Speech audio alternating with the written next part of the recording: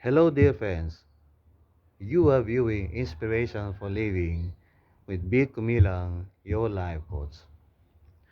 Today's scripture, Psalm 34:8, New International Version. Taste and see that the Lord is good. Blessed is the one who takes refuge in him. King James Version. O taste and see that the Lord is good. Blessed is the man that trusted in him. Magandang Balita Biblia, Tagalog. Tingnan mo at lasapin ang kabutihan ni Yahweh. Mapalad ang mga taong nananalig sa Kanya. Tingnan mo at lasapin ang kabutihan ni Yahweh. Mapalad ang mga taong nananalig sa Kanya. Tingnan mo at lasapin ang kabutihan ni Yahweh. Kaibigan, naranasan mo na ba ang kabutihan ni Yahweh? Nakita mo na ba ang kanyang kabutihan? Gaya ng pagkain, nalasap mo na ba ang kabutihan ni Yahweh? Personally, I have seen and tasted the goodness of God in my life. Since I was born physically and born spiritually. In 2018, I have tasted God's goodness in my life. And God's goodness in my life was so great. Amen. Through this day, I have been tasting God's goodness. But we have to trust in Him.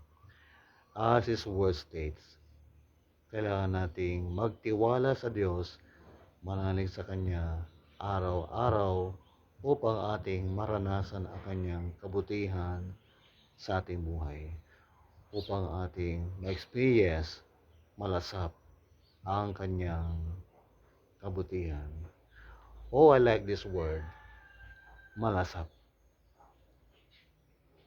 Parang pagkain, napakasarap ng kabutihan ng Diyos. Amen. At aking nga nalasap ang kabutihan ng Diyos nung ako po may stroke in 2018, brain stroke.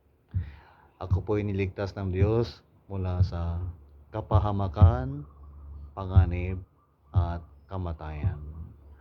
Ako po ay nabuhay 2018 hanggang ngayon. At 6 years na ba akong nabubuhay since 2018. Tunay ngang napakabuti ng Diyos sa aking buhay. Aking nalasap ang Kanyang healing power, saving power. Aking nalasap ang Kanyang saving grace, sustaining grace, satisfying grace, and transforming grace. Sapagkat pinagpapala po ng Diyos ang taong nagtitiwala sa Kanya. Pinagpapala ng Diyos ang taong umaasa sa Kanya, kumakanlong sa Kanya. Ang taong kumakapit sa Diyos ay nakararanas po ng kabutihan ng Diyos. Ang taong kumakapit po sa Diyos ay nakararanas ng himala ng Diyos. Kaya mga kaibigan, kailangan po nating manalig sa Diyos, magtiwala sa Kanya. Sa lahat ng sitwasyon ng ating buhay, sa panahon tayo po'y may kahinaan, karamdaman, may malaking suliranin. Tayo po'y magtiwala sa Diyos upang ating maranasan ang Kanyang kabutihan, katapatan sa ating buhay.